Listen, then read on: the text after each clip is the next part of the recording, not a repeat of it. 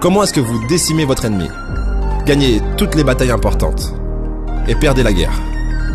Si vous avez au moins un concurrent, vous avez un jeu. Et il y a deux types de jeux.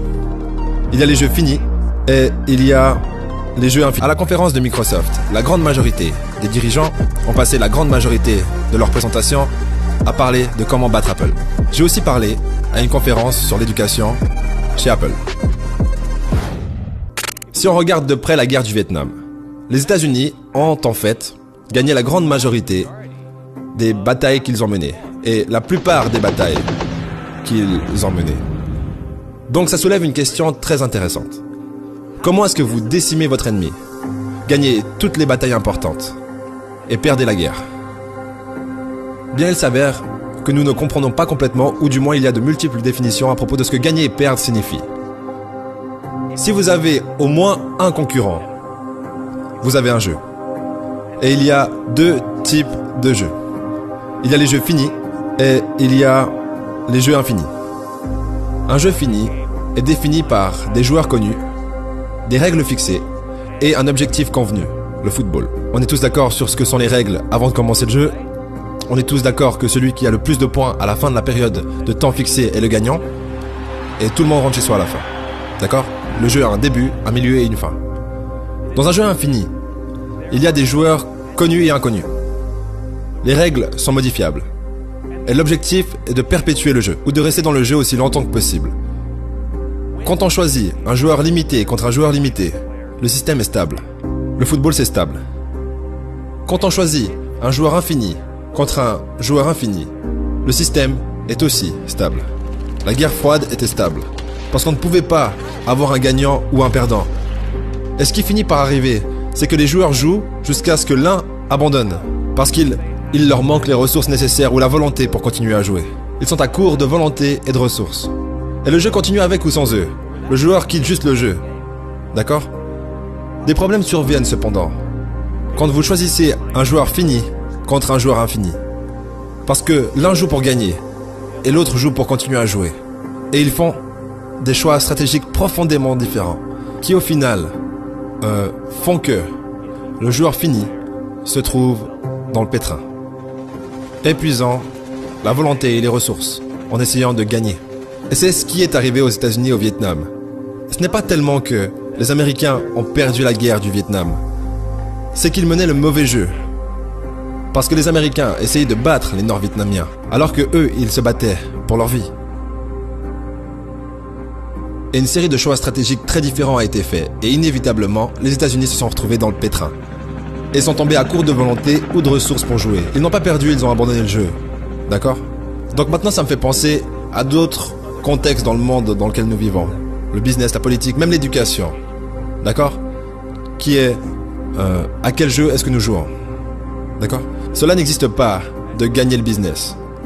Cela n'existe pas de gagner les politiques globales. Et cela n'existe certainement pas de gagner l'éducation. Mais si nous écoutons le langage de bien trop d'organisations, ils ne savent pas dans quel jeu ils sont. Ils parlent d'être le meilleur. Ils parlent d'être numéro 1. Ils parlent de battre leur concurrence. Le problème c'est qu'il n'y a pas de telle chose. Et n'importe quelle mesure que nous choisissons, que ce soit un classement dans un magazine qui a fait des choix arbitraires sur comment classer vos universités et vos écoles, vous n'avez pas votre mot à dire. Ou une université qui se déclare numéro 1 en X et une autre qui se déclare numéro 1 en Y. On ne s'est pas mis d'accord sur les délais ou les mesures. En d'autres mots, tout ça c'est de la poudre aux yeux. D'accord? Ce qui veut dire que si vous jouez en suivant ces règles, cela devient de plus en plus difficile de maintenir les ressources pour rester dans le jeu. L'argent devient plus difficile. Cela devient ce qui semble être l'objectif principal, alors qu'il ne l'a jamais été. Laissez-moi vous donner un exemple concret qui fait la lumière sur ce dont je parle. J'ai parlé à une conférence sur l'éducation à Microsoft. J'ai aussi parlé à une conférence sur l'éducation chez Apple. À la conférence de Microsoft, la grande majorité des dirigeants ont passé la grande majorité de leur présentation à parler de comment battre Apple. À la conférence d'Apple, 100% des dirigeants ont passé 100% de leur présentation à parler de comment aider les professeurs à enseigner et les étudiants à apprendre. L'un était obsédé par où il allait. L'autre était obsédé par la concurrence. Devinez lequel était dans le pétrin. À la fin de mon discours à Microsoft, ils m'ont donné un cadeau. Ils m'ont donné le nouveau Zune, quand c'était à la mode. C'était la réponse de Microsoft à l'iPod. Et ce petit morceau de technologie était absolument incroyable. Il était magnifiquement designé. L'interface utilisateur était intuitive, très simple à utiliser. C'était vraiment brillant, je dois le dire. Donc à la fin de mon discours chez Apple, je partageais un taxi avec un très haut dirigeant d'Apple, l'employé numéro 54, pour être exact. Et j'ai décidé de chercher les embrouilles, je pouvais pas m'en empêcher. Je me suis tourné vers lui et j'ai dit « Microsoft m'a donné le nouveau Zune.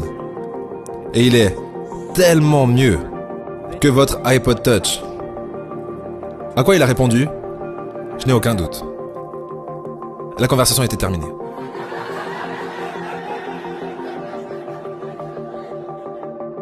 Parce que le joueur infini comprend. Parfois votre concurrent a le meilleur produit et parfois vous avez le meilleur produit. Parfois vous êtes devant et parfois vous êtes derrière. Mais il n'y a pas de telle chose qu'être le meilleur, ou premier, ou battre votre concurrence. Il y a seulement devant et derrière. Et la réalité d'un jeu infini, c'est que vous rivalisez en fait seulement avec vous-même. Que l'objectif chaque jour, c'est comment devenir une meilleure version de notre propre institution. Cette année que l'on était l'année dernière. Comment est-ce qu'on améliore la qualité de notre culture? Comment est-ce qu'on améliore la qualité, la façon dont on a de fournir le service qu'on a à fournir? Comment est-ce qu'on s'améliore nous-mêmes? C'est le point principal. Étant dans un jeu infini. Parce qu'en fin de compte, nous n'avons pas les mêmes mesures que tous les autres. Et on ne joue même pas nécessairement pour les mêmes finalités. Mais mon éditeur est venu vers moi. Et il a dit, Stan, je veux que tu inventes un autre super-héros.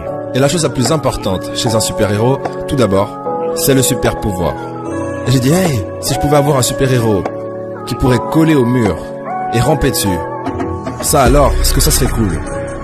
Stan, c'est l'idée la plus mauvaise que j'ai jamais entendue. Si vous avez une idée, ne laissez pas un idiot vous en dissuader.